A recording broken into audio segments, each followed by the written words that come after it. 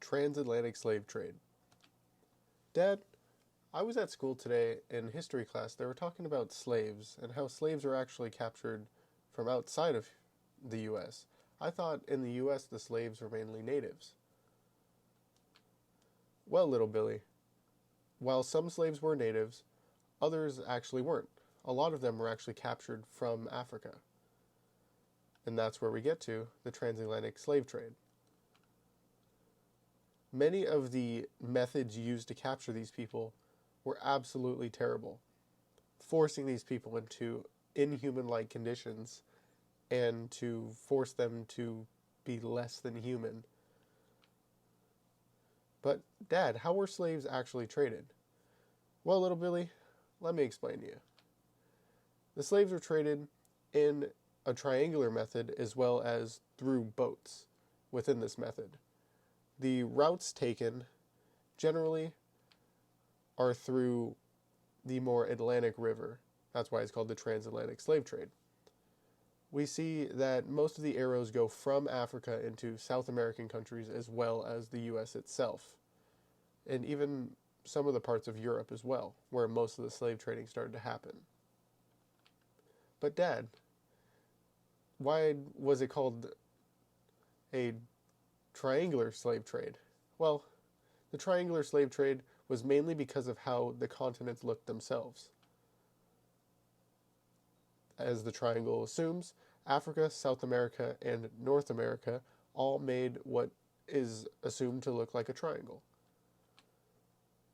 What types of transportation were taken are mainly boats. Boats were obviously the main used transportation to be able to transport so many people in a time because no planes existed yet.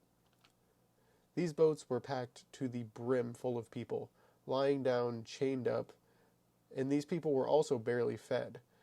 These boats went on voyages from 21 to even 40 days to get all the way across the transatlantic trade lines, where these boats were just so packed, people were barely able to do anything as well.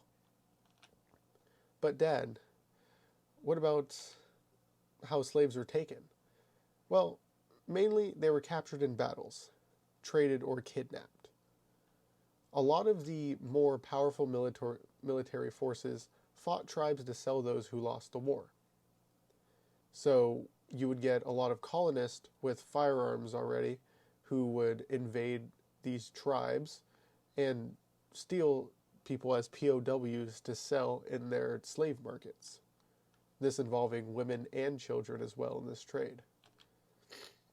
But let's bring you to a special place called Ashanti, Ghana, or at least the Ashanti region of Ghana.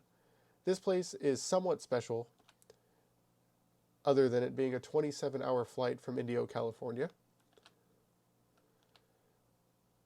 where these people actually traded their own POWs and criminals to Western nations for guns, for spices, for anything they could use to develop their own nation. But Dad, why was there no revolting at all? Well, son, there definitely was. One of the biggest revolutions was the Haitian Revolution, involving Toussaint L'Ouverture. This guy was a freed slave himself who led a revolution in Haiti to free themselves from the French at the time. This was the first successful revolt, marking a huge milestone in the minds of people everywhere. The U.S. had Gloucester County, Virginia in 1663. This revolution, however, was not as successful. This was, although, the first recorded U.S. slave revolt. This plot was collaborated between white and African servants, but it ended with 4 people being hung and unsuccessful. Well, Billy, are you starting to understand a little bit more about the transatlantic slave trade and how slaves were kind of treated in our United States?